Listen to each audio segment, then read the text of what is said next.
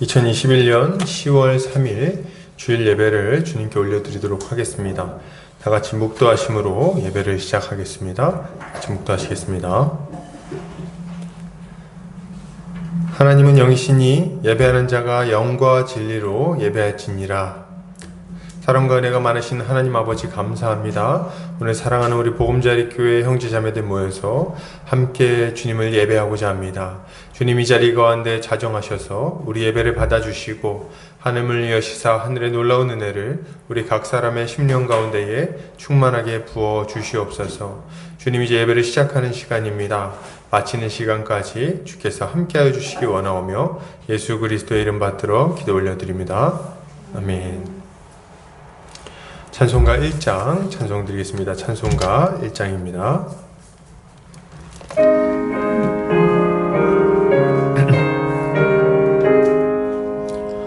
만복의 근원 하나님 온 백성 찬송 드리고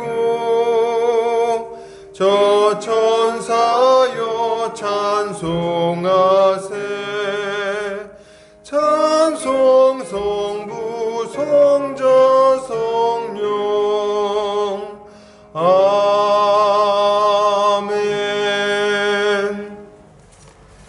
다 같이 사도신경으로 우리의 신앙 고백하도록 하겠습니다. 성경 맨 앞 페이지를 참고하시면 되겠습니다.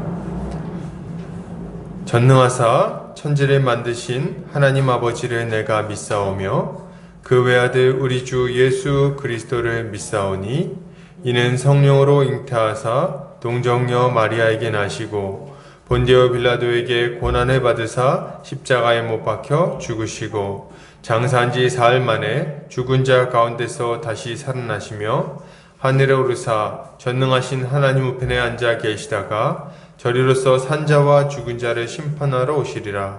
성령을 믿사오며 거룩한 공회와 성도가 서로 교통하는 것과 죄를 사하여 주시는 것과 몸이 다시 사는 것과 영원히 사는 것을 믿사옵나이다. 아멘. 다 같이 우리 주님이 가르쳐 주신 기도하겠습니다. 하늘에 계신 우리 아버지여, 이름이 거룩히 여김을 받으시오며 나라의 임하옵시며 뜻이 하늘에서 이룬 것 같이 땅에서도 이루어지이다. 오늘날 우리에게 일용할 양식을 주옵시고 우리가 우리에게 죄지은 자를 사하여 준 것 같이 우리 죄를 사하여 주옵시고 우리를 시험에 들게 하지 마옵시고 다만 악에서 구하옵소서. 대개 나라와 권세와 영광이 아버지께 영원히 있사옵나이다. 아멘. 이 시간 우리 한 주간의 삶을 돌아보면서 우리 주님께 회개하는 시간 갖도록 하겠습니다.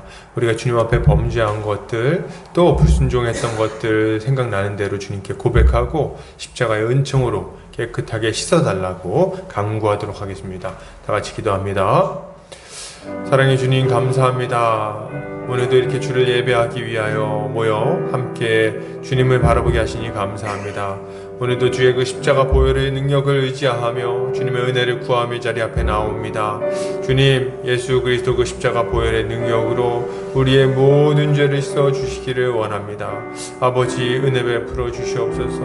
우리가 예수 십자가 보혈의 능력으로 정결케 되기를 원합니다. 주님, 한 주간 살면서 주님 앞에 범죄했던 것들, 주님 말씀에 불순종했던 것들, 주님 이웃에게 상처 주었던 것들, 또 이기적으로 행동하며 옛사람의 모습을 따라 살았던 것들, 주님 앞에 이 시간 고백하오니 주여 아버지 우리의 죄를 씻어 주시옵소서. 우리가 죄의 노예로 살던 때가 지나간 때로 족하오니 이제 그만 거기서 벗어나 예수 십자가 보혈로 깨끗하게 되고 자유함을 얻어 이제 하나님의 백성답게 거룩하고 의로운 삶을 살아갈 수 있도록 주여 함께하여 주시옵소서. 주께서 우리에게 사죄의 은총을 충만하게 부어주시기를 원합니다. 주여 함께하여 주시옵소서. 예수 그리스도 십자가 보혈의 능력이 우리를 모든 죄에서 완전히 깨끗하게 해주심을 믿습니다. 감사드리며 예수 그리스도 이름 받들어 기도 올려드립니다. 아멘. 이 시간 찬송가 325장 찬송 드리겠습니다. 찬송가 325장입니다.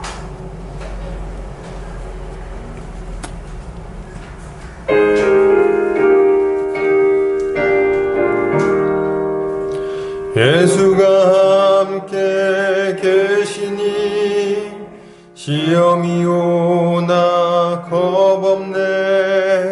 기쁨의 근원 되시는 예수를 위해 삽시다.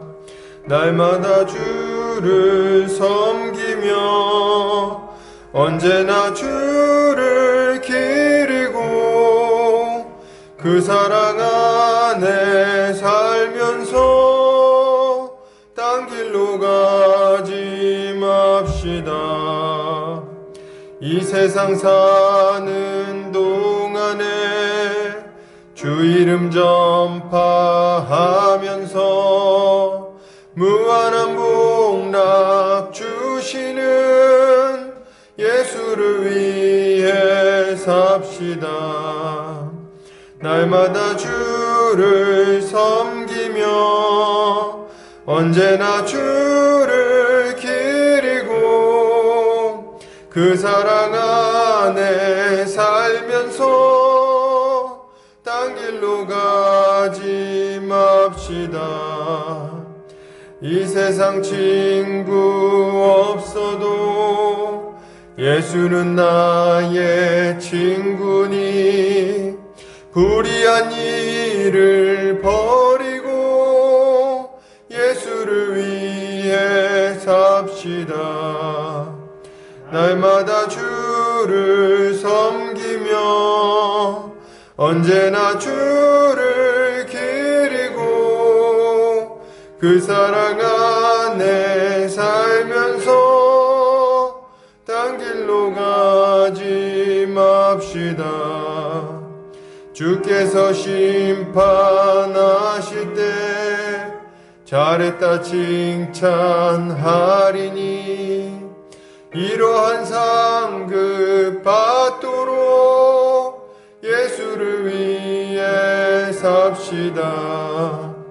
날마다 주를 섬기며 언제나 주를 기리고 그 사랑 안에 살면서 딴 길로 가지 맙시다. 아멘. 이 시간 우리의 대표에서 김목주 성도님 나오셔서 기도해 주시겠습니다.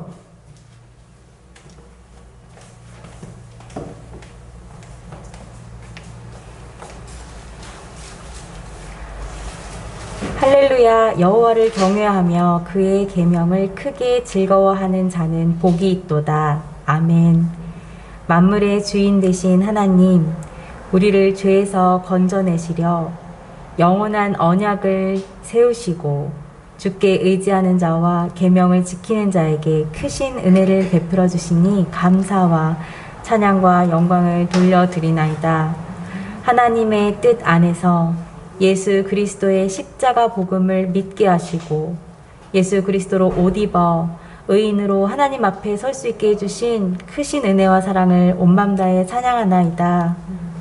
우리가 나그네 인생을 살 때에 하나님이 주신 언약을 신실하게 믿는 믿음으로 하나님 뜻에 항상 머무르게 하여 주시고 하나님께서 허락하신 아름다운 지체들과 주님을 경배하며 기쁨 가운데 말씀을 듣고 순종하게 하여 주시옵소서.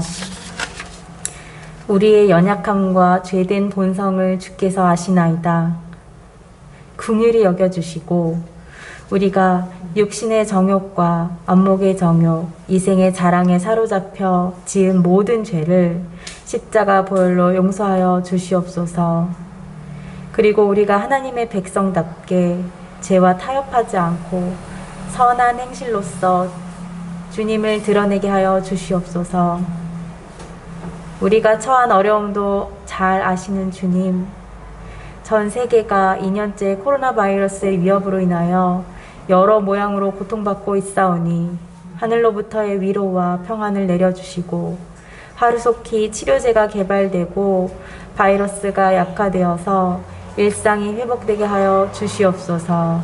또한 이러한 때에 교회가 바로 서게 하시고 약해지기 쉬운 믿음을 더욱 견고히 하여 성도의 교제 가운데 예수 그리스도의 풍성함을 온전히 누릴 수 있는 은혜를 베풀어 주시옵소서. 오늘 말씀을 전해주시는 안종현 목사님께 지혜의 영을 넘치게 부어주셔서 하나님의 말씀을 바르고 온전하게 그리고 풍성하게 전하게 하여 주시고 듣는 성도들 모두가 하나님의 말씀에 집중함으로 말씀을 마음판에 새기고 삶의 지침을 삼아 성령의 열매가 많이 맺어지게 하여 주시옵소서. 우리 보금자리 교회가 예수 그리스도의 다스림 속에서 한 믿음과 한 소망을 가지고 서로 연결되어 잘 지어져 가게 하여 주시옵고 또한 사랑과 섬김이 넘쳐 흘러서 복음이 힘있게 전파되게 하여 주시옵소서. 모든 선한 일을 시작하시고 이루셨으며 찬양받기 합당하신 여호와 하나님 홀로 영광받아 주시옵소서. 우리의 예배를 받아주시길 간절히 바라오며 곧 다시 오셔서 하나님 나라를 완성하실 우리 주 예수 그리스도의 이름으로 기도드립니다. 아멘.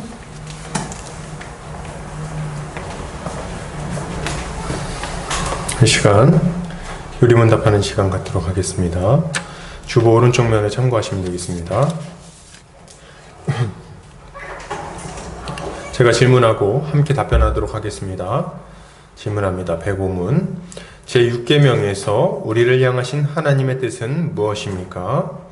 내 이웃을 내 생각이나 말이나 외모나 몸짓으로 그리고 더욱 분명하게는 실제 행동으로 얕잡아 보거나 모욕하거나 증오하거나 죽이지 않아야 하며 다른 사람들의 그러한 일에도 가담하지 말아야 합니다.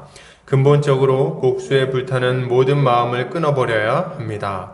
또한 내 자신을 해롭게 하거나 성급하게 위기에 빠뜨리지 않아야 합니다.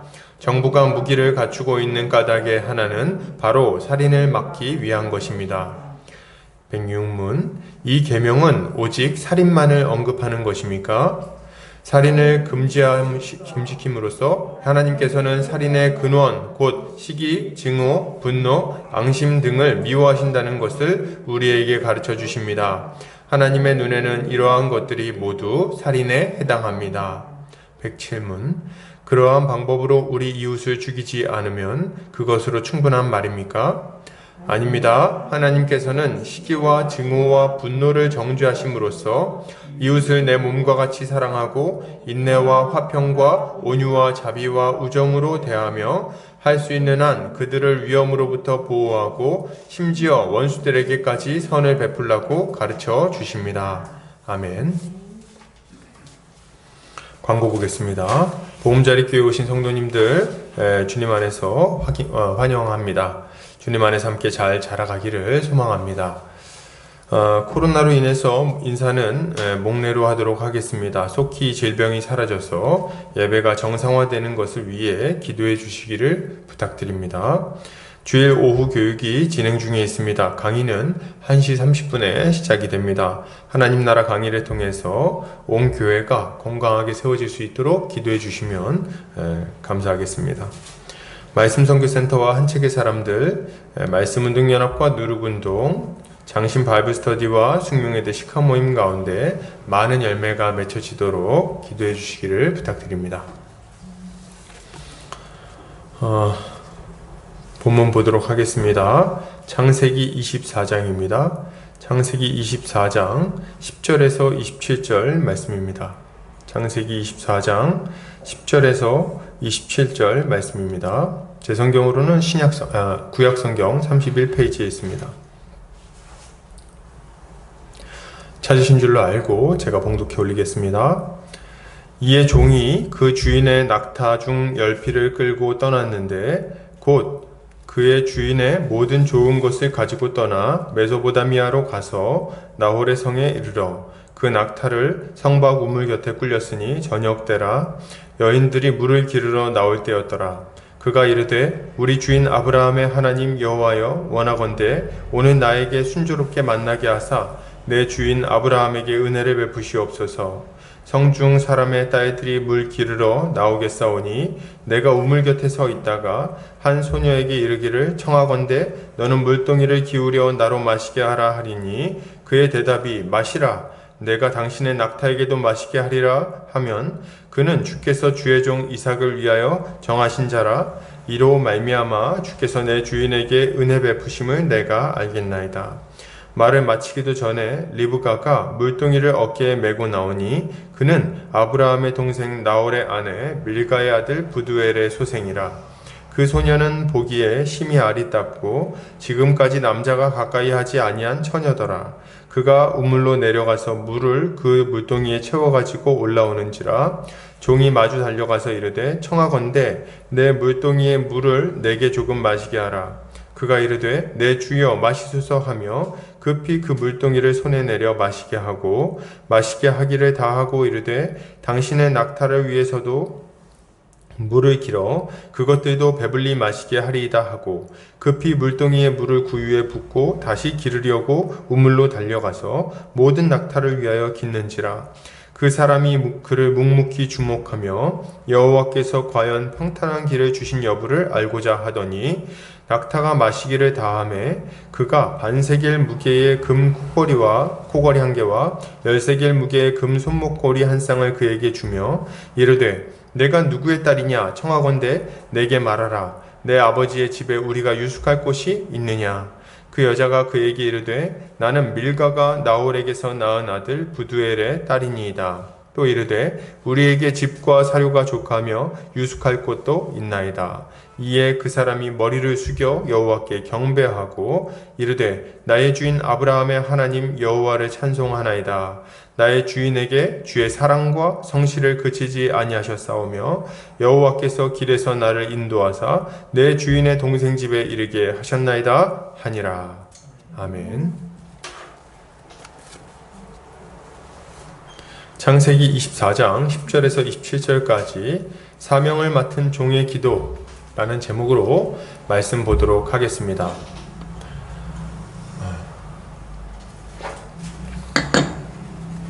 지금은 대선 전국입니다. 정치권이 굉장히 시끄럽죠. 텔레비전을 보면 대통령이 되고자 하는 이들이 나와서 자신이 이러저러한 일을 하고자 한다고 말합니다. 그러면서 자기를 뽑아달라고 유세하는 것을 이제 심심치 않게 볼 수 있게 됐죠. 모두 자신이 맡은 바 사명이 있으니 기회를 달라고 말하고 있는 겁니다. 여러분, 저는 이걸 보면서 사명을 받은 것이 그들만이 아니라는 생각을 좀 했습니다. 그지? 저 사람들은 사명을 나름대로 받았겠지만 우리도 다 사명을 받았다. 이런 생각을 좀 해봤어요. 여러분, 우리는 다 사명을 받았습니다. 누가 주신 사명입니까? 우리 하나님께서 주신 사명입니다. 오늘은 하나님께 사명을 받은 우리가 어떻게 그 사명을 감당할 것인지에 대해서 함께 살펴보고 사명을 감당할 때 가져야 할 태도에 대해서 함께 생각해 보고자 합니다. 자, 오늘 본문 한번 살펴보도록 하겠습니다. 지난주 본문을 좀 우리가 돌아보면 아브라함이 그 종을 불러서 이삭의 배우잣감을 좀 찾아오라고 명령하는 장면을 우리가 좀 살펴봤었죠. 그래서 이제 가나안 땅에 있는 여인들 중에 짝을 찾지 말고 본인이 고향으로 돌아가서 거기서 자기 혈족 중에서 좀 아내를 찾아봐라 이렇게 명령하는 것을 우리가 좀 살펴봤습니다. 근데 중요한 것은 이 혈족 중에서 찾는 게 중요한 게 아니고 뭐가 중요하다고 말씀드렸었죠. 가나안 땅에 있는 여인을 구하지 않는 것, 또 하나는 그쪽으로 그 고향으로 이삭을 데리고 돌아가지 않는 것, 이 두 가지가 참 중요하다는 말씀을 드렸어요. 그리고 조건이 된다면 그곳에 있는 여인 중에 그 자신의 혈족 중에 여인을 데리고 와라 이렇게 명령을 한 거예요. 종은 이 사명을 받고 이제 그것을 감당하고자 하는 겁니다. 오늘 본문은 이 종이 어떻게 그 사명을 감당할 수 있었는지에 대해서 아주 잘 나오는 본문이라고 할 수 있습니다. 오늘 아브라함의 종은 아브라함의 명령에 따라 메소포타미아 지역으로 떠납니다. 그리고 그는 그곳으로 갈 때 이제 뭘 준비했는지 여기 나오고 있는데요. 10절에 보니까 뭘 준비합니까? 주인의 낙타 중 10필을 준비했고요. 10마리를 준비했다는 거죠. 그리고 주인의 모든 좋은 것, 가장 좋은 것을 가지고 이제 그곳으로 갔다. 이렇게 이야기가 나오고 있습니다. 수백 킬로미터 떨어진 곳까지 여행을 해야 했기 때문에 철저한 준비가 필요했던 거예요. 자, 고향까지 가려면 그냥 낙타 한 마리 가지고는 안 되겠구나 생각을 하고, 이제 운송수단으로, 이 여행에 필요한 운송수단으로 낙타를 10마리 준비를 한 겁니다. 충분히 준비했죠. 그리고 좋은 여인을 만났을 때, 그 여인을 이제 잘 이렇게 얘기해가지고 데리고 와야 되잖아요. 그래서 이 여인에게 선물로 줄 좋은 물품도 준비를 했습니다. 또한 그 물품 안에는 여인에게만 주는 게 아니라 당시에는 그 부모에게도 예물을 줬어야 됐기 때문에 여인의 집안에 예물로 줄 물품, 그 귀한 물품까지도 지금 준비를 하는 거예요. 그가 주인이 가진 좋은 것을 가져왔다고 말하는 것을 보면 아마도 하나하나 살펴보고 가장 좋은 것으로, 예물로 쓰기에 가장 적절한 것들로 선별해서 준비했다는 것을 우리가 예상해 볼 수가 있습니다. 이제 가서 일을 해야 되는데 이 일을 할 것을 아주 철저하게 준비를 했다는 얘기를 지금 하고 있는 거죠. 이러한 아브라함의 종의 태도는 사명을 받은 자가 가져야 될 태도를 잘 보여주고 있다고 생각합니다. 신자는 하나님이 맡기신 사명을 잘 감당하기 위해서 준비를 좀 철저히 해야 되겠습니다. 철저히 준비를 해야 되겠어요. 아브라함의 종은 맡겨진 사명을 감당하려고 최선을 다해서 준비를 했어요. 하나하나 꼼꼼하게 살펴보고 준비하고 그 여행 경로를 생각해보고 그리고 이렇게 간 거죠.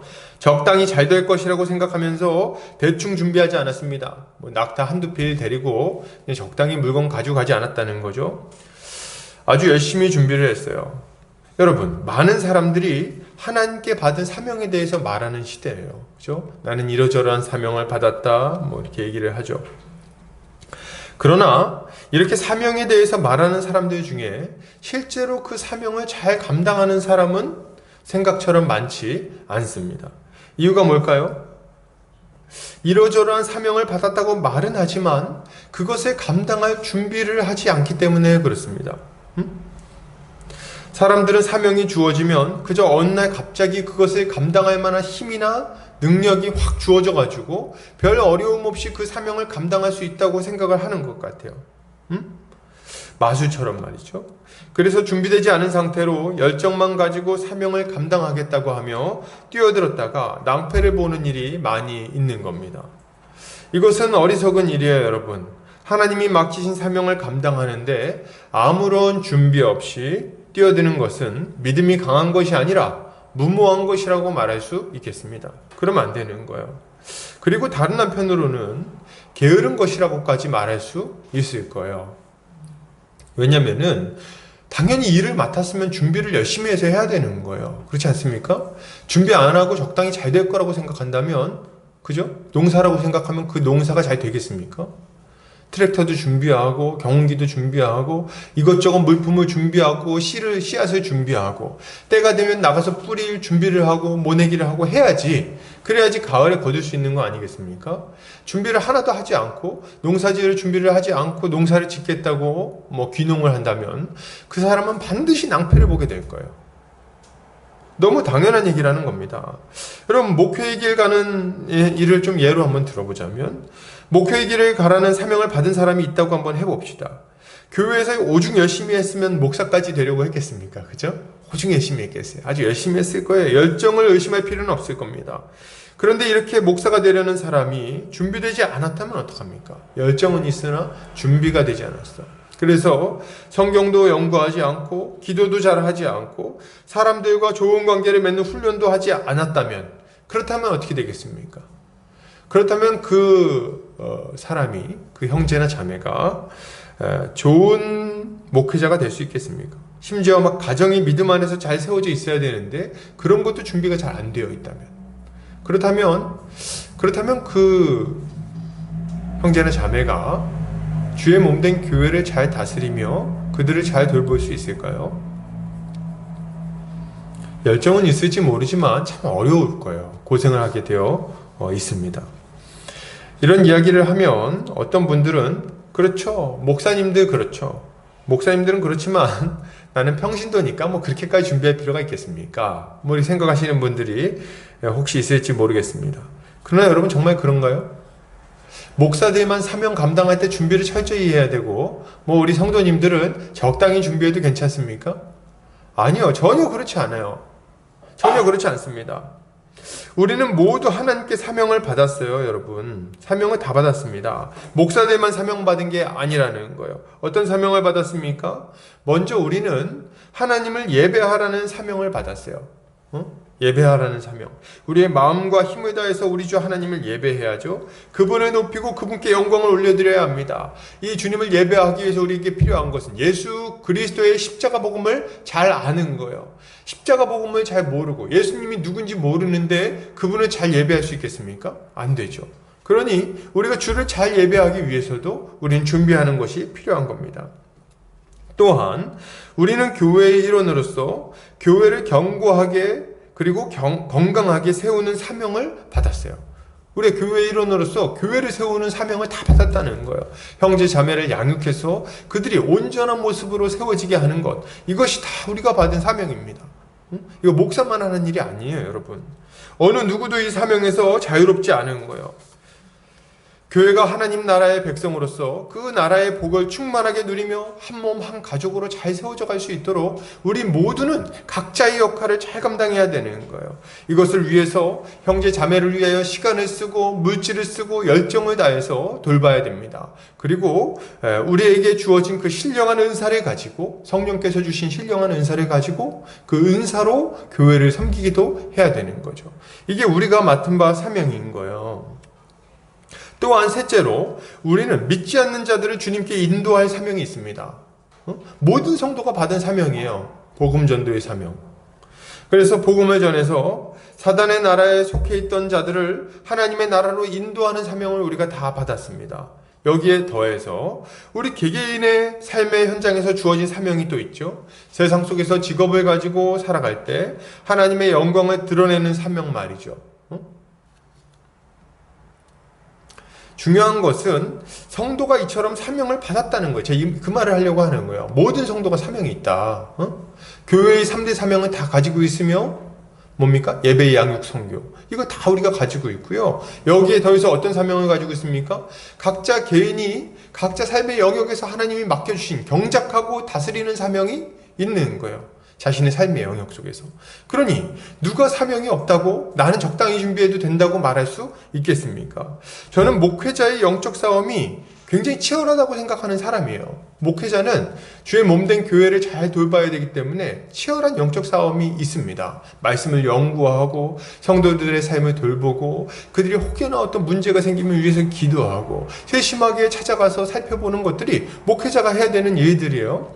그런데 한편으로 목사는 그 직분의 특성 때문에 유리한 점이 있는 게 사실이라는 생각을 좀 합니다. 유리한 점이 좀 있어요. 뭐냐면 본인이 싫어도 말씀을 봐야 돼요. 뭐 싫진 않지만 말씀을 봐야 돼요. 어쩔 수 없이 말씀을 봐야 돼요. 말씀을 연구해야 되고 기도를 안 할 수가 없어요. 그냥 직업 특성이 하는 일이 기도인 거예요. 말씀 보고 기도하는 거.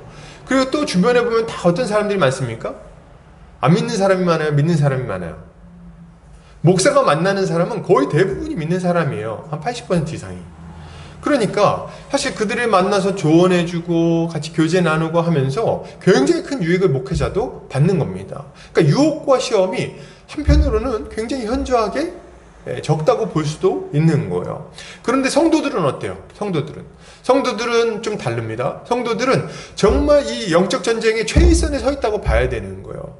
믿지 않는 친구들, 믿지 않는 사람들이 가득한 직장 속에서 신앙생활을 영위해야 됩니다. 그곳에서 정말 막 이렇게 저렇게 돈 벌려고 부대끼고 때로는 뭐 싫은 소리도 듣고 싫은 소리를 하기도 하고 그래 가면서 마음을 지키고 또 유혹이 좀 많습니까? 뭐 친구들 만나려고 하면 맨날 포장마차에서 만나고 그죠? 술집에서 만나고 그리고 또 이렇게 어디 가서 만나면은 친구들 만나가지고 얘기하는 걸 들어보면은 다 그냥 세속적인 이야기들 하고 그 사이에서 믿음을 지키면서 살아가는 것은요, 정말 만만치 않은 일입니다, 여러분. 그거 누가 쉽다고 얘기할 수 있겠어요? 여러분, 목회자니까 시험이 많고, 그냥 평신도니까 시험이 적고 그렇지 않습니다. 도리어 평신도가 훨씬 더 어려운 상황 가운데 놓일 때가 많다는 것을 저는 좀 생각했으면 좋겠습니다. 돈 벌고 하루 종일 일해가지고 파김치가 돼갖고 들어왔더니 애 봐야 되고, 그렇죠? 이렇게 힘들게 애 보고 나면 또 이제 부부싸움 한번 해주고, 그 이제 직장 가면 직장 상사는 막 뭐라고 하고 말이죠. 그런 상황 가운데 평안을 누리기 위해서는, 하나님 나라의 복을 누리고 맡겨주신 사명을 잘 감당하기 위해서는 정말 보통 준비가 필요하겠습니까? 아주 비상한 각오와 열심이 필요한 거예요. 더욱 철저히 준비하고 더욱 치열하게 싸워야 된다는 말인 거죠. 여러분, 아브라함의 종이 자기에게 맡겨진 사명을 잘 감당하려고 준비했던 것처럼 여러분, 우리도 잘 준비해야 되겠습니다. 어떻게 준비해야 될까요? 먼저는 하나님의 뜻을 좀 잘 배워야 되겠어요. 하나님 뜻을 잘 배우자. 하나님 뜻을 잘 배우자. 한번 같이 해볼까요? 하나님 뜻을 잘 배우자. 잘 배우자. 하나님 말씀을 잘 듣고 배우고 연구해서 복음이 무엇인지를 좀 잘 알아야 되겠습니다. 복음이 뭔지를 알아야 돼요. 하나님이 어떤 분이신지, 그분이 행하신 일은 무엇인지, 그분 때문에 우리가 어떤 존재가 되었는지, 그리고 우리가 이제 어떻게 살아야 되는지 좀 배워야 돼요. 예수님이 누군지 배워야 된다는 거예요. 이걸 모르고선 무슨 사명을 감당할 수 있겠어요? 어떻게 하나님 뜻대로 무슨 일을 할 수 있겠냐는 거예요. 모르는데 배워야 돼. 여러분, 그렇게 우리가 가장 처음 해야 될 준비는 말씀을 배우는 겁니다. 이게 아주 중요한 준비예요. 그리고 둘째로 그 뜻에 순종하는 훈련을 좀 해야 되겠어요. 말씀을 잘 배웠으면 말씀에 순종하는 훈련을 좀 해야 됩니다. 작은 것부터 순종하기 위해서 애써야 되겠어요. 큰 거 말고, 큰 것부터 막 하겠다고 하지 말고요. 작은 것부터 순종하세요. 작은 것부터. 작은 것부터 순종하지 않는다면 큰 것에 순종하는 것은 불가능합니다. 하나님의 조그마한 명령, 쉽게 지킬 수 있는 명령도 쉽게 어겨버린다면 정말 우리가 결단이 필요한 어떤 순간에는 당연히 못 지키게 될 거예요. 죄를 멀리하기 위해서 여러분 애쓰시길 바랍니다. 부모를 공경하고 미워하는 마음과 음란한 마음을 버려야 되겠어요. 거짓말이나 험한 말, 비방을 멀리해야 됩니다. 작은 것에서부터 무너지지 않기 위해 애쓰시길 바라요. 작은 것에서 무너지지 않기 위해. 여러분, 거짓말 쉽게 하시는 분들이 있어요. 여러분, 거짓말 하지 마십시오. 거짓말. 그러니까 거짓말이 우리가 100% 거짓말 안 하겠다, 뭐 안 된다는 거 저도 알지만, 그러나 각오를 좀 하세요. 아주 내가 거짓말 할 것 같으면은 딱 그냥 입을 다물어 버리겠다, 생각을 하세요. 그래서 거짓말부터, 거짓말 하지 마라 이렇게 하면 우리 굉장히 좀 애들한테 가르치는 것 같은 얘기 아닙니까? 근데 거짓말 안 하는 것도 참 어려운 일이에요. 여기부터, 이 작은 것부터. 형제 자매를 용서하기 위해서는 미워하는 마음부터 버려야 되는 거예요. 여러분, 이런 것들을 잘 훈련하시기 바랍니다. 작은 일에서 무너지면 점점 더 많이 무너지게 돼 있어요. 작은 일에서 틈이 보이고 허술해진다면 이후에는 더 심각한 잘못을 저지를 수 있는 거예요. 높은 자리에 올라가서 큰 사명을 감당하는 걸 원하지 않으시기를 바랍니다. 그런 건 중요하지 않아요. 높은 자리에 올라가서 큰 사명을 감당하는 건요, 그렇게 중요하지 않습니다. 그렇게 큰 일 하다가 넘어지면 그 여파가 훨씬 더 큽니다. 그죠?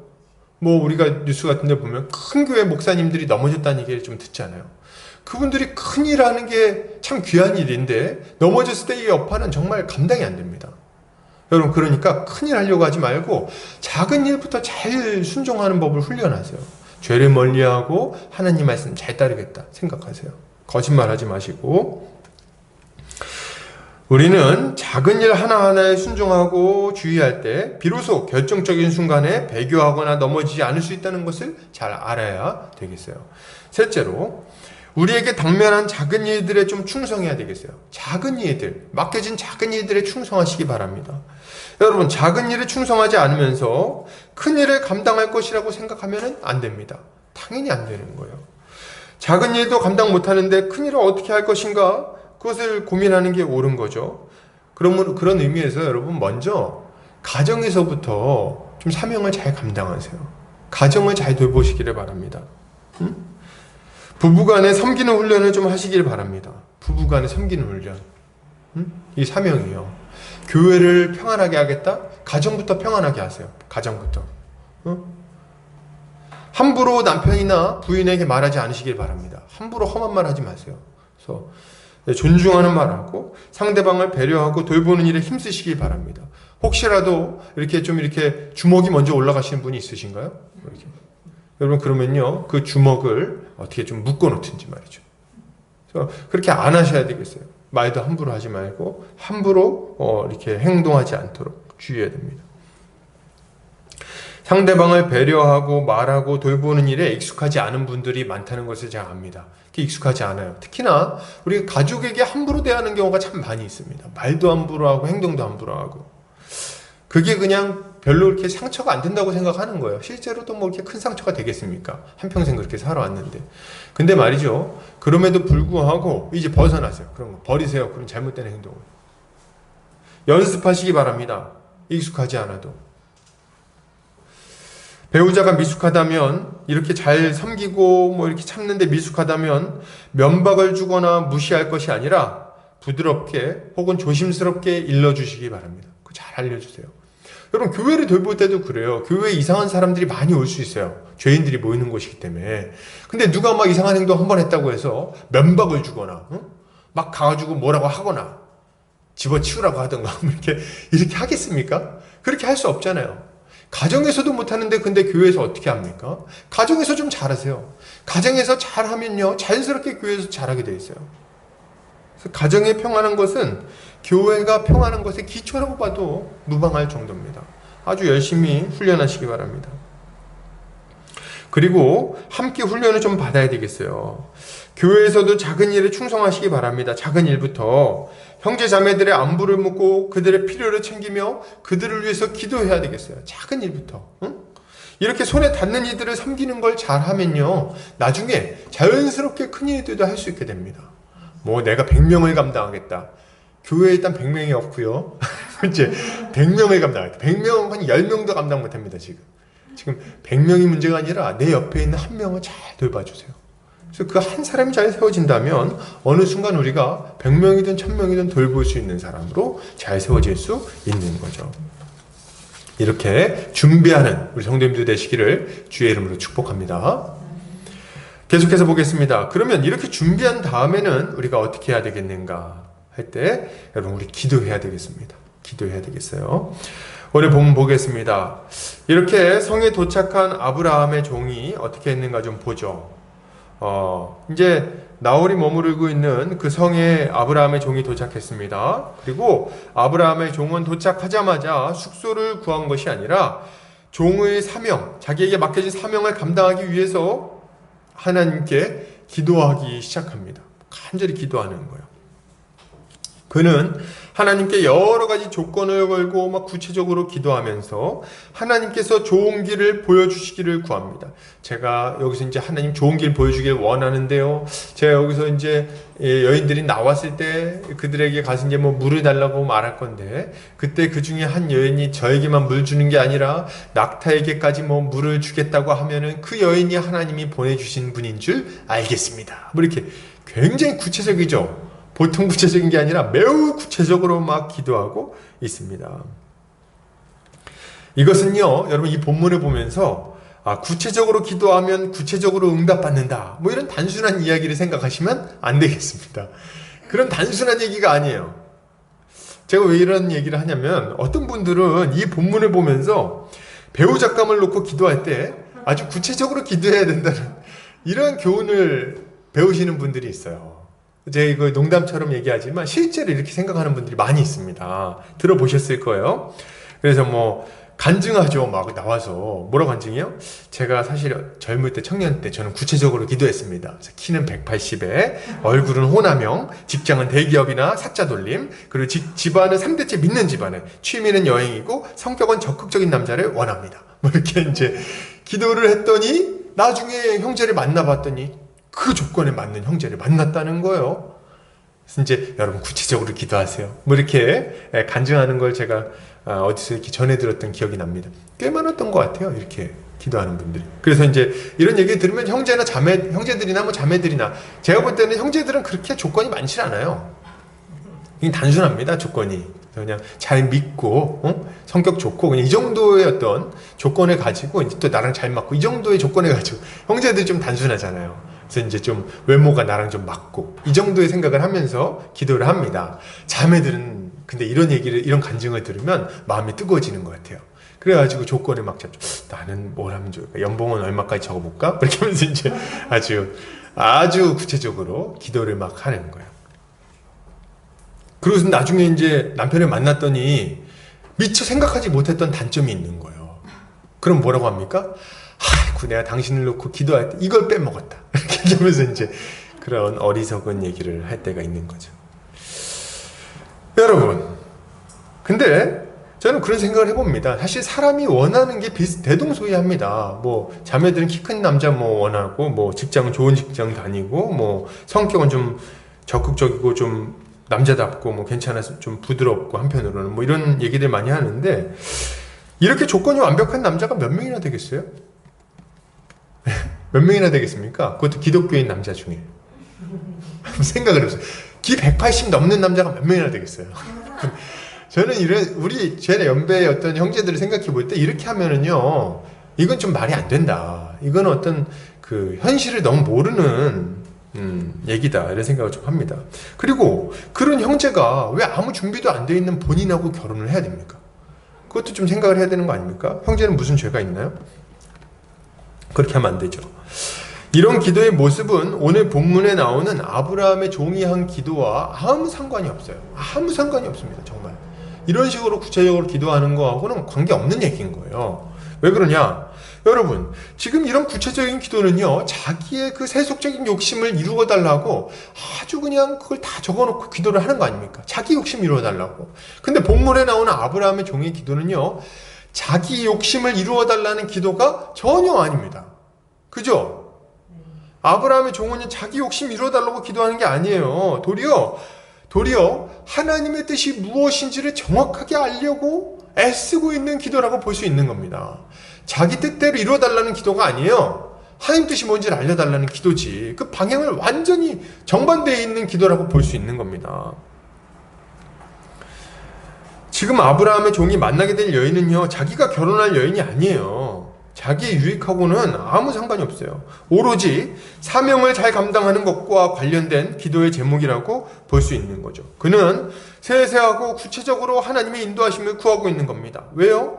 자신이 혹여나 잘못된 선택을 하지 않도록 하나님께서 인도해 주시기를 겸손히 구하고 있는 거예요. 그러면 이렇게 기도한 아브라함의 종, 구체적으로 어떻게 기도했습니까? 어떻게 기도했어요? 우리 이 본문을 볼 때 단순히 이 아브라함의 종이 까다롭게 조건을 설정해 놓고, 그리고 그게 맞으면 하나님 뜻이고 틀리면 아니라고 생각하는 것처럼 생각하기 쉬워요. 오해입니다, 여러분. 그냥 특별한 의미 없이 까다로운 조건을 걸어놓고 요거 맞춰주면 이거 진짜 하나님 뜻인가 보다, 뭐 이렇게 생각하는 걸로 여기면 안 된다는 거예요, 여러분. 그래서 뭐 예를 들면은 뭐 그런 거 있잖아요. 하나님, 제가 주사위를 던질 건데 6이 3번 연달아서 나오면 하나님 뜻인 줄 알겠습니다. 뭐 이런 거 있잖아요. 그런 게 아니라는 거예요. 그런 식으로 기도하지 않았어요. 이거는 미신이죠. 그건 정말. 기도의 내용을 한번 살펴보세요. 그는 아무 생각 없이 조건을 건 게 아니라는 것을 기도의 내용을 통해서 드러내 보여줍니다. 먼저 이 사람은요, 조건 자체가 굉장히 좋아요. 자신이 우물 곁에 서서 성중 사람의 딸들이 물 기르러 나올 때 그 젊은 여인들 중에서 배우자감이 될 여인이 있는지 살펴보고자 했어요. 제가 이제 보면요, 이제 이게 무슨 말이냐면, 지금같이 집집마다 수돗물이 있는 시기가 아니잖아요. 그죠? 성에. 그러니까 성에 있는 젊은 처녀들은 저녁이 되면 다 물을 기르러 나오는 겁니다. 어린 여인들이 이제 그 역할을 감당하는 거예요. 그래서 물 기르려고 다 모이는 거예요. 그러니까 여인들이 다 모이는 시간이 언제예요? 그때 그 장소인 겁니다. 그러니까 거기서 전체를 다 살펴보고 결정을 하려는 겁니다. 진짜 연륜은 무시 못하는 거예요. 이 아브라함의 늙은 종, 연륜이 있는 거예요. 요때 요 시간대에 이 자리에서 있으면은 이 성에 있는 처자들은 다 만나볼 수 있겠다, 이 생각을 지금 하고 있는 겁니다. 생각해 보세요. 성에 들어가가지고 이 괜찮은 여인이 있는지 수소문해 보려고 그러면 시간이 오래 걸릴 거 아니에요. 그죠? 한 명 한 명 어떻게 집집마다 찾아갈 수도 없고. 근데 지금 여기서 딱 앉아가지고 보면 선입견 없이 모든 대상을 다 살펴볼 수가 있는 겁니다. 그러니까 정말 지혜로운 어떤 그 태도라고 볼 수 있는 거죠. 여기 다 모였을 때 자기 눈으로 꼼꼼히 살펴보고 그리고 이제 정하려고 하는 겁니다. 그러니까 대상 자체를 벌써 이렇게 볼 수 있는 환경을 만들어 놓은 거죠. 그리고 그가 이제 기도할 때 이 여인이 행하도록 이제 걸어 놓은 그 조건이 굉장히 의미가 있어요. 굉장히 지혜로운 겁니다. 보세요. 이 사람은, 이 아브라함의 종은 여인에게 물을 한 바가지 달라고 요청할 것인데, 이때 그 여인이 종에게만 물을 주는 게 아니라 낙타에게까지 물을 먹이겠다고 하면 그 여인을 하나님이 보낸 사람으로 여기겠다, 이렇게 기도 조건을 걸어요. 그죠? 근데 이게 어떤 의미를 가지고 있는지 좀 생각해 보면, 일단 물을 떠달라고 말하는 것은 그녀가 나그네를 잘 대접하는 사람인지를 보려고 하는 거예요. 그러니까 성품하고 관련된 얘기입니다, 여러분. 이게 여인의 성품하고 관련된 얘기예요. 우리나라에도 요 비슷한 얘기가 있지 않습니까? 어떤 임금이 물을 떠달라고 그랬더니 여자가 이제 물을 떠가지고 바가지 담아 주는데 나뭇잎을 띄워서 줬다, 뭐 이런 얘기들이 있잖아요. 그래서 왜 나뭇잎을 띄웠어? 그러니까 급히 마시다가 체할까봐 그랬습니다, 이렇게 얘기하는 굉장히 이제 지혜로운 여인을 발견해서 이제 뭐 이렇게 잘 됐다, 뭐 이런 얘기들이 있잖아요. 그래서 이거 어떤 동서양을 막론한 어떤 연애의 비법 이런 건가, 뭐 이런 생각도 해보는데, 여러분, 어떤 분들은 물 한 바가지 떠주는 게 뭐 대단한 일인가 싶을지 모르지만 예수님과 사마리아 여인의 이야기를 살펴보면 이게 참 귀찮은 일이라는 걸 우리가 금방 알 수가 있습니다. 뭐 우리가 우물에서 물을 떠본 일이 없어요. 그러나 바가지를 깊은 우물에 내려가지고 힘들게 그걸 끌어올려야 되는데 생전 처음 보는 남자 때문에 굳이 그런 일을 할 필요가 뭐가 있어요? 그죠? 두레박을 줄 테니까 당신이 떠서 마시세요, 뭐 이렇게 하면 그만 아닙니까? 당신은 손이 없습니까? 발이 없습니까? 뭐 이런 얘기하는 거 있잖아요. 당신이 하세요, 이렇게 하면 되는데, 근데 이제 아브라함의 종은 여기에다가 조건을 한 가지 더 걸어요. 내가 물을 달라고 했을 때 나만 주는 게 아니라 낙타에게까지. 여러분, 낙타가요, 우리는 지금 이 조건이 얼마나 까다로운 조건인지 그냥 약간의 감밖에 없어요. 근데 우물도 기울여보지 않았고 낙타가 어떤 짐승인지도 모르니까. 근데 낙타는요, 이 굉장히 독특한 짐승입니다. 낙타는 사막을 횡단할 수 있을 정도로 물을 안 먹고 오랫동안 버틸 수 있는 짐승이에요. 근데 대신에 마시면 완전 물고래입니다. 그래서 마실 때 엄청 많이 마시는 짐승이에요. 그러니까 이 짐승한테 물을 한 마리도 아니고 몇 마리입니까? 10마리. 왜 10마리 가져왔나 봤더니 여기서 먹으려고 지금 10마리 준비했나 봐요. 10마리나 먹여야 되는, 이게 두레박을 몇 번을 떠야 됩니까, 그거를. 그러니까 굉장히 힘든 일인 거예요. 근데 그렇게까지 나를 대접하면, 그러면 하나님이 보낸 사람인 줄 알겠습니다, 이렇게 기도를 하고 있는 겁니다. 그러니까 이것은 어지간한 호의를 가지고는 할 수 없는 일을 지금 기대하고 있는 거예요. 그것도 자기는 지금 생전 처음 보는 나그네인데 말이죠. 익숙한 사람도 아니고. 그러니까 이런 호의를 만약에 베푸는 사람이 있다면 그 사람은 어떤 사람이에요? 평소의 성품을 그 행위 하나만 가지고도 충분히 알 수 있는 거예요. 그래서 이 질문, 이 조건 자체가 기본적으로 사람을 걸러내는 조건인 겁니다. 그럼 아시겠어요? 그러니까 우리 굉장히 일꾼 뽑을 때도 말이죠. 제가 이거 약간 사족인데 하나 좀 달아볼게요. 청년부에서, 청년부 같은 데서 이렇게 뭐 회장 뽑을 때 제비뽑기 하는 사람들이 있어요. 제비뽑기. 근데 제비뽑기 했을 때 교회를 열심히 하던 사람이 뽑히면 다행인데 제비를 뽑았더니 그 주에 처음 교회 나온 형제가 뽑혔어. 그래가지고 거기를 회장을 시키겠다는 경우를 제가 들었어요. 그 바보입니까? 그리고 어리석은 행동이 어디 있어요? 아무 기준이 없는 거예요? 지금 그런 어떤 모습은 아주 지혜롭지 못한 모습인 거예요. 여기도 보세요. 지금 딱 정할 때 벌써 어느 정도 범위를 정해놓고, 그리고 그 안에서도 성품을 살펴보고, 그러고 나서 더 추가적으로 더 점검을 합니다. 이런 아주 여러 점검의 단계를 거쳐서 이렇게 기도 응답을 살피는데, 이렇게 너무 무모한 결정들을 하는 걸 좀 볼 때 답답한 마음이 드는 거죠. 각설하고. 여러분, 이 오늘 본문을 볼 때 이 아브라함의 종이 건 이 조건을 볼 때 누가 좀 생각나지 않으세요? 나그네를 이렇게 극진하게 섬겼다. 누가 생각나지 않습니까? 누가 있어요? 예, 아브라함이 생각이 납니다. 18장에서 아브라함은 지나가는 나그네 3명을 극진히 대접했던 것을 우리가 살펴봤어요. 지금 아브라함의 종은요, 이삭의 배우잣감으로 어떤 사람을 원하는 겁니까? 아브라함과 같이 나그네를 대접할 수 있는 탁월한 성품을 가진 사람을 기대하고 뽑으려고 하는 겁니다. 이게 지금 아브라함의 종이 기도하는 내용인 거예요. 당연한 말이지만 우리가 사명을 감당하고자 할 때도 이런 지혜로운 기도가 필요한 거예요. 꼭 특별한 것을 기도해야 하는 것은 아닙니다, 여러분. 하나님의 뜻을 잘 이해하고 이 뜻의 기초에서 구체적으로 기도해야 되는 거예요. 이 뜻에 기초해가지고 전도를 하기를 원합니까? 그렇다면 여러분 먼저 만남이 잘 이루어지도록 기도하시길 바랍니다. 아주 기본적인 기도의 제목인 거예요. 이런 기도의 제목. 시간이 잘 정해지고 약속이 취소되지 않도록 기도하시기 바랍니다. 그리고 만났을 때 대화가 잘 이루어지도록 그렇게 해서 형제 자매의 영적인 필요를 잘 포착하게 되고 복음을 잘 전할 수 있게 해달라고 구체적으로 기도하세요. 구체적으로 기도한다 그러면 이렇게 기도하시기를 바란다는 거예요. 그리고 복음을 들을 때 형제 자매의 마음이 열리기를 기도해야 되겠죠. 선교를 위해서 기도하고 있으십니까? 선교지의 날씨와 환경을 위해서 기도해야 되겠어요. 안전하게 다녀올 수 있도록 강구하고 그곳에서 만나게 될 사람들의 마음을 열어주시기를 기도해야 됩니다.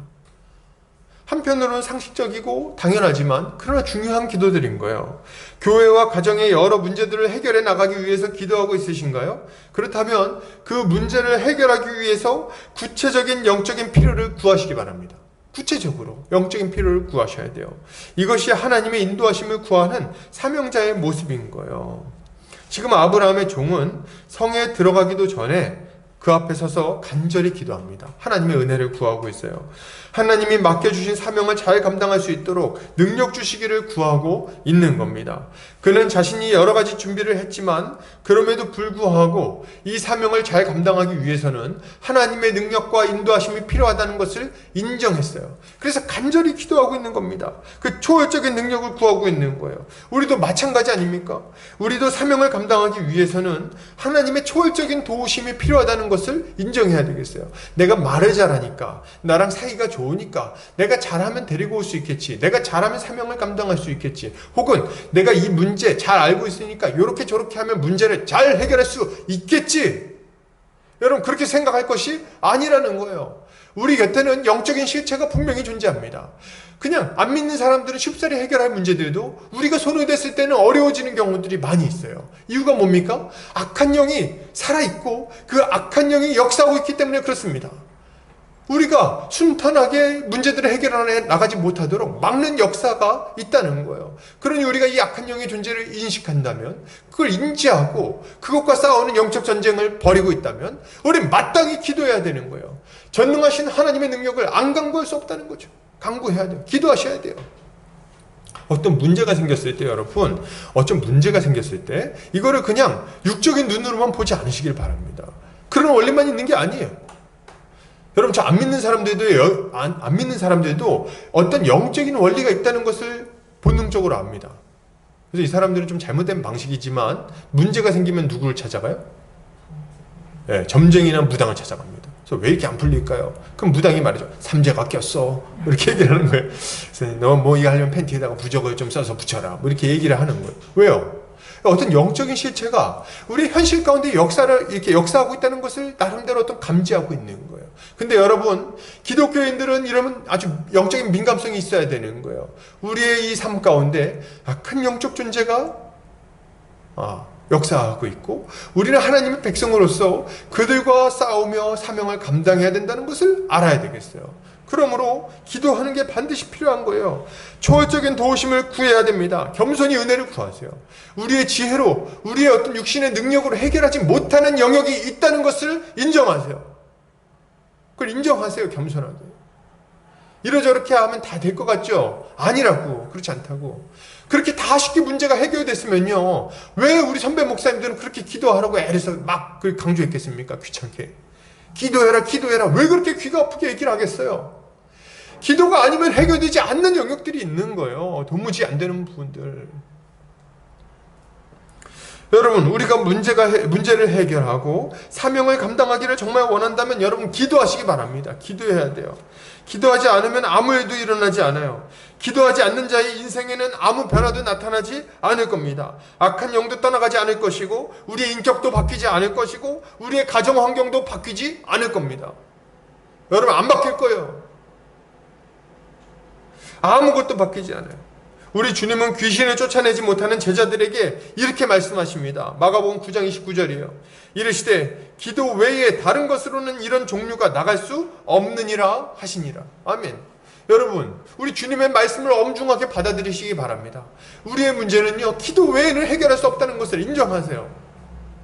인정하세요. 마귀가 가만히 내버려 둘 리가 없지 않습니까? 우리도 열심히 하는데 마귀는 더 열심히 하고 있단 말이죠. 그러니 하나님의 초월적인 능력을 구해야 돼요, 좀. 우리 주님은 오직 기도의 능력으로만 악한 영이 떠나가고 하나님의 나라가 임한다는 것을 알려주고 계십니다. 이것은 참으로 합당한 말이에요. 기도가 아니면 도대체 무엇으로 교회를 세우겠어요?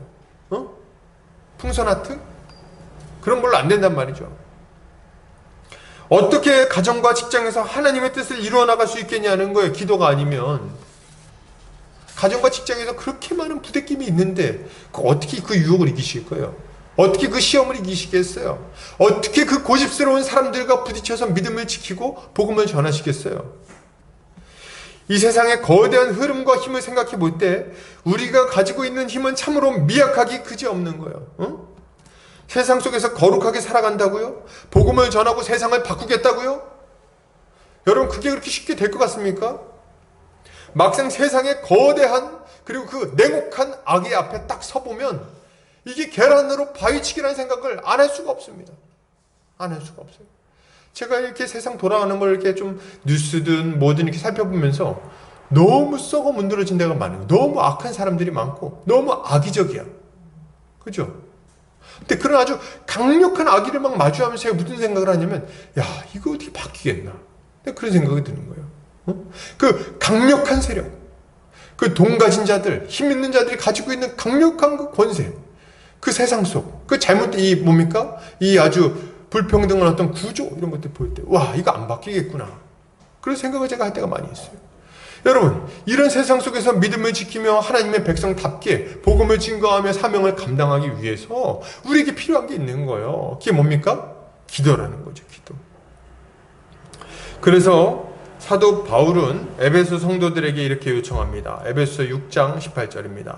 모든 기도와 간구를 하되 항상 성령 안에서 기도하고 이를 위하여 깨어 구하기를 항상 힘쓰며 여러 성도를 위하여 구하라. 이렇게 말하고 있는 거예요.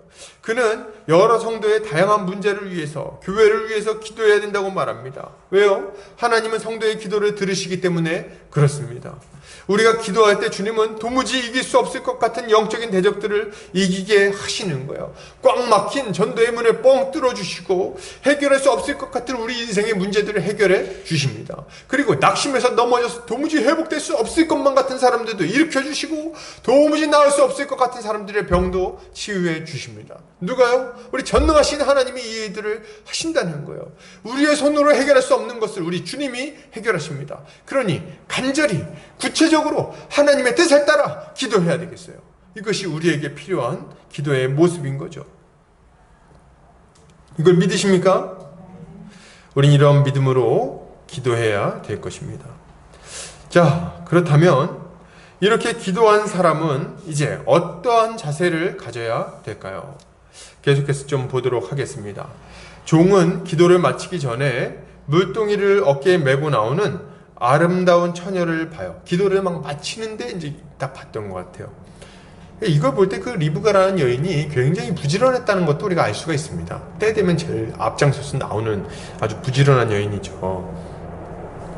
네, 이제 제일 처음 물동이를 이고 나오는 여인은 부두엘의 소생, 그러니까 밀가의 아들 부두엘. 그러니까 아브라함의 형제가 이제 나홀이었죠. 나홀의 아내가 밀가고, 근데 그 나홀의 아들이 이제 부두엘이라는 사람인데 부두엘의 딸이었어요. 그래서 그 리브가가 이제 나왔어요. 아브라함의 혈족이죠. 물론 종은 이런 것들을 전혀 알지 못했습니다. 종은 그녀가 물을 채워가지고 올라올 때 그녀에게 달려가서 물동이에 물을 조금 마시게 해달라고 요청을 합니다. 막 달려가서 이제 요청하는 거예요. 물을 길 때 갔으면 좀 더 낫잖아요.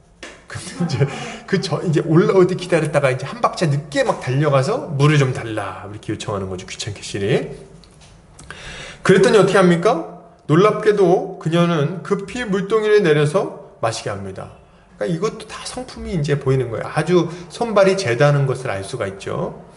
뿐만 아니라 종의 기도대로 낙타들을 위하여도 물을 깃겠다고 말을 하는 거예요. 이게 웬 기가 막힌 일입니까? 기도를 마치자마자 말이죠. 그대로 이루어지고 있는 거예요. 우와!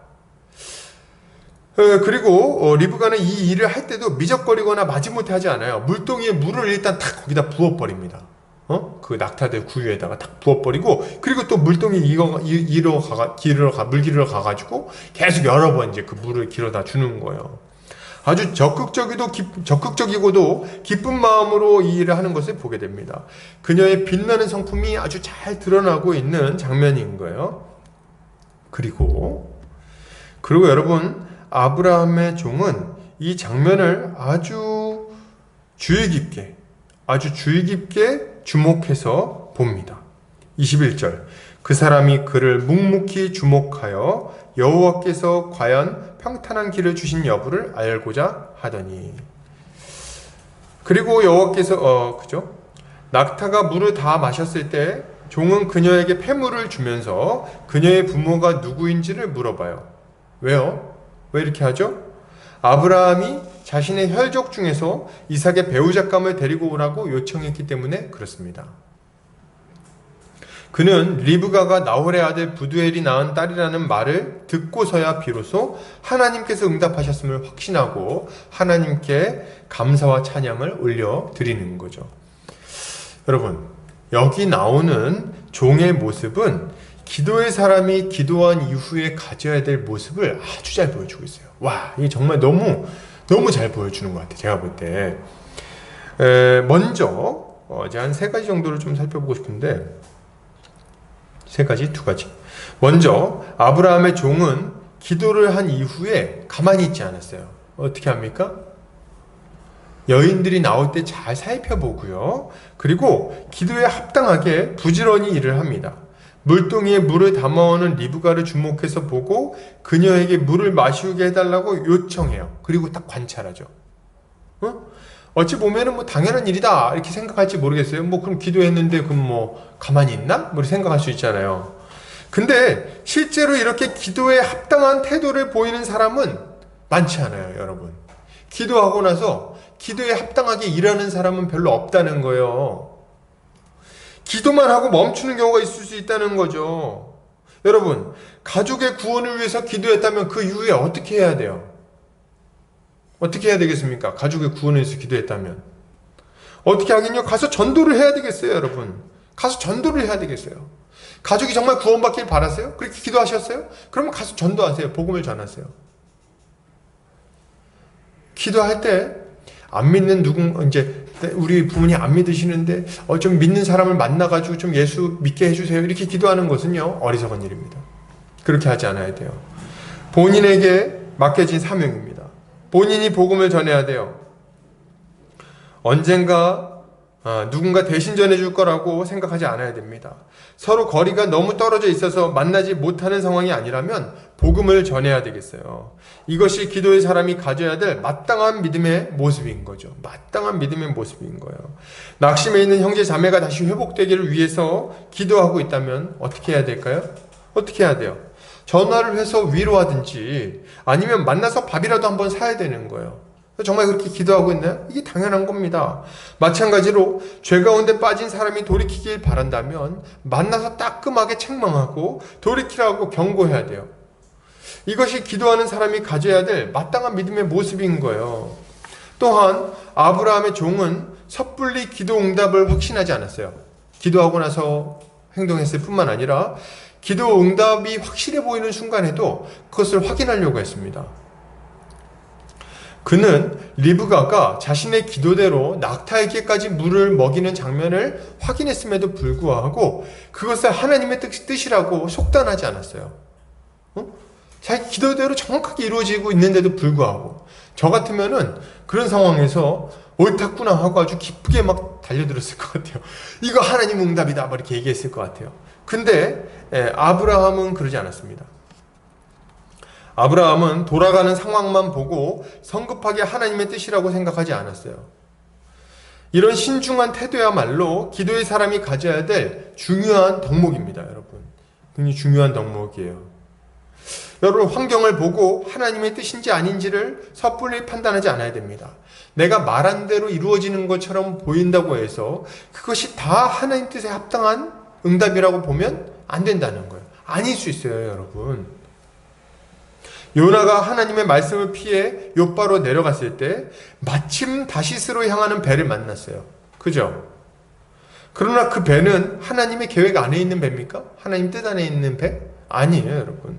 그 배는 하나님의 계획을 피해서 멀어지는 배였어요. 여러분, 우리는 무엇으로 하나님의 뜻을 확인할 수 있을까요? 기도의 응답이 이루어지는 것처럼 보일 때 우리는 말씀으로 하나님의 뜻을 확인해야 되겠어요. 말씀으로. 그것이 정말 하나님의 뜻인지 하나님의 응답인지 말씀으로 다시 한번 확인해야 된다는 거예요. 여러분, 예를 들어서 내가 기도한 대로 조건에 딱 맞는 배우자감을 만날 수 있어요. 그죠? 키가 180에 직장은 삼성 다니고 그리고 뭐 믿는 집안 사람이고 집안에 뭐 이렇게 어느 정도 재정적으로 돼 있고 뭐 여행을 좋아하고 얼굴은 호남형이고 뭐 있을 수 있어요. 그런데 말이죠, 정말 그 사람이 하나님 뜻에 합당한 사람인지는 점검을 다시 해보셔야 돼요. 그 조건만 볼 게 아니라 뭘로 점검합니까? 이 사람이 예수를 믿는지, 그리고 그 믿음에 합당한 좋은 성품, 열매를 가지고 있는지 여러분 점검을 해보셔야 돼요. 그래서 여러분 한번 보세요. 정말 하나님이 주신 사람이라고 생각하고 결혼을 했는데, 그래서 뭐 결혼할 땐 말이죠, 조건 내가 기도한 대로 이루어졌다고 얘기합니다. 결혼했어. 근데 몇 년 살다 보니까 나중에 보면 막 사내 만에 막 이런 소리 하고 있는 거예요. 그래서 왜 그러냐 이렇게 얘기했더니 뭐 이런 문제가 있었고 사실은 뭐 이제 배우자가 뭐 이렇게 바람을 폈으면 이상한 얘기들 막 한다는 거죠. 이유가 뭐예요? 제가 점검을 하지 않아서 그런 거예요, 여러분. 여러분, 사업을 할 때도 마찬가지예요. 일이 잘 풀린다고 우리가 보통 사업체를 놓고 기도하면 어떻게 기도해요? 이렇게 기도하죠. 하나님 사업이 번창하게 해주세요. 이렇게 기도할 거 아니에요. 그렇게 해서 많은 사람에게 유익을 끼치게 해주십시오. 기도할 거 아니에요. 근데 이렇게 기도할 때 일이 잘 풀린다고, 사업이 잘 된다고 다 하나님의 응답이 아닙니다, 여러분. 우리 잘 들으세요. 내가 이제 딱 일 막 이렇게 기도를 했는데 어떤 갑자기 사업을 하나 뭐 좋은 계약이 뭐 이렇게 될 게 찾아왔어. 그래 이제 이거 하나님 응답이다 하고 이렇게 갔더니 알고 보니까 이게 부정부패랑 연루된 거야. 그럼 하나님 뜻입니까, 아닙니까? 아니라는 거예요. 아니라는 거예요. 점검을 해야 될 거 아닙니까?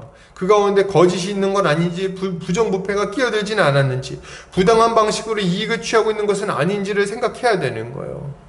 이게 마땅히 우리가 가져야 되는 태도인 거죠. 교회를 세울 때도 마찬가지예요. 우린 법대로 일해야 돼요. 꽝 잡는 게 매라는 식으로 교회가 규모가 커지면 하나님의 뜻이라고 여기지 않아야 됩니다. 그냥 교회 규모만 커지고 부흥만 되면 어떤 방식으로든 상관없다, 이런 식은 이건 맞지 않는다는 거예요. 이건 하나님의 기도응답이 아니에요. 심지어 선교도 마찬가지입니다. 선교지에 많은 사람이 몰린다 할지라도 십자가 복음이 아닌 다른 것을 전하고 있거나 불법한 방식으로 선교가 이루어졌다면 그것은 하나님의 응답이 아닌 거예요, 여러분. 우리는 이런 분별력을 가지고 사명을 감당해야 되는 거죠. 여러분, 이걸 기억하시기 바랍니다. 우린 주를 위해서 충성해야 돼요. 그리고 그 일이 이루어져 갈 때는 하나님의 뜻에 합당하게 이루어져 가고 있는지를 신중하게 살펴봐야 됩니다. 이렇게 할 때 우리는 하나님의 사명자로서 합당한 모습을 가졌다고 말할 수 있을 거예요. 결론을 드립니다. 여러분, 신자는 사명을 맡은 자입니다. 우리의 생은 정말 짧고 금방 지나가 버려요. 우리는 우리의 남은 시간을 낭비하지 말고 조금이라도 더 맡겨진 사명을 잘 감당하기 위해 충성을 다해야 되겠습니다. 이것을 위해서 우리는 날마다 사명을 감당할 수 있도록 매일의 준비를 게을리하지 않아야 되겠어요. 부지런히 최선을 다해서 일해야 됩니다. 그리고 이 모든 일을 감당할 수 있게 해달라고 하나님의 은혜와 인도하심을 날마다 구해야 되겠어요. 이렇게 할 때 그는 하나님의 인도하심을 받으며 사명을 완수하게 될 것이고 주님의 칭찬을 받게 될 것입니다. 이거 사모하십니까? 최선을 다해 준비하고 하나님께 기도합시다. 기도에 합당하게 행하고 주님의 응답하심을 기대합시다. 그리고 주님의 응답하심을 확인하고 감사하며 계속해서 사명을 감당해야 되겠습니다. 주님은 사명을 맡은 자들에게 구할 것은 충성이라고 말씀하셨어요. 충성.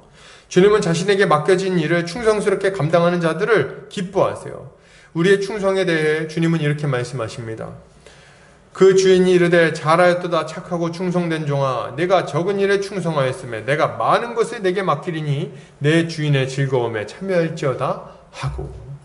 여러분, 이번 한 주간도 주님이 맡기신 사명을 감당하기 위해 충성스럽게 일하는 착하고 충성된 종들 다 되시기를 주의 이름으로 축복합니다. 기도하겠습니다. 사랑과 은혜가 많으신 하나님 아버지 감사합니다. 오늘 사랑하는 우리 복음자리교회 형제자매들 함께 말씀을 나누었습니다. 주님, 사명을 받은 자가 어떻게 그 사명을 감당해야 될 것인지 오늘 깊이 생각해 보았습니다. 주님, 우리가 잘 준비하게 해주십시오. 사명을 받았다고 말하면서 게으르거나 나태하지 않도록 주여 우리가 주님 부지런히 일하게 하여 주시길 원합니다.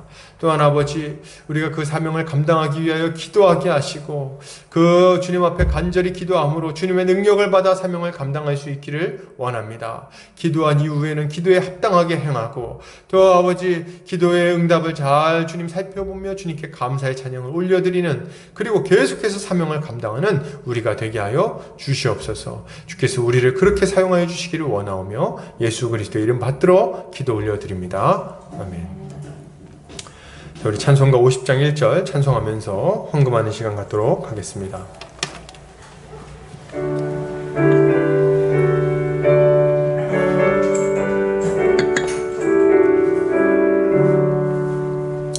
내게 있는 모든 것을 아낌없이 드리네.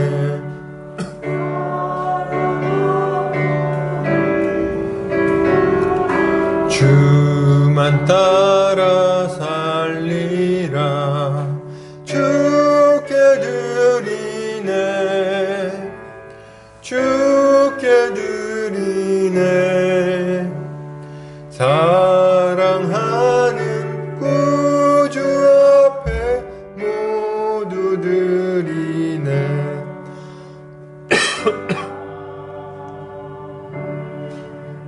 기도합니다. 사랑과 은혜가 많으신 하나님 아버지 감사합니다.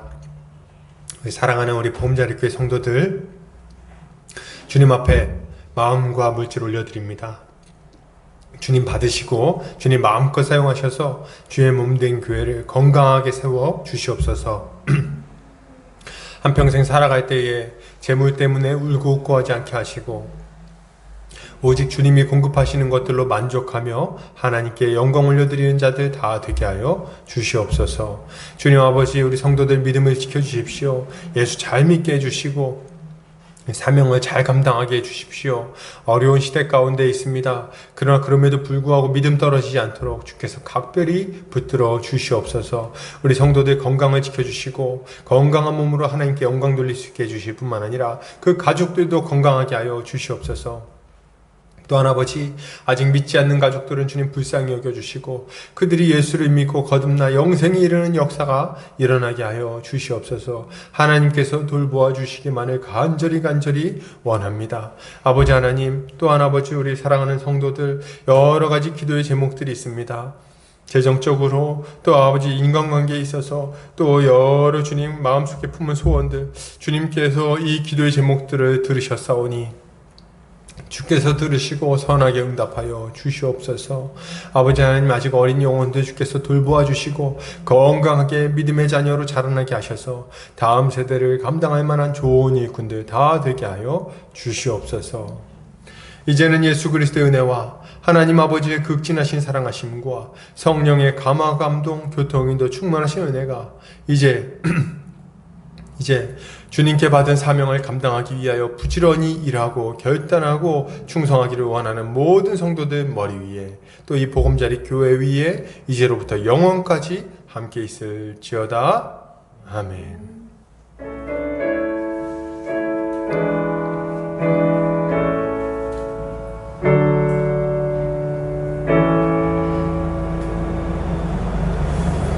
예배를 마쳤습니다.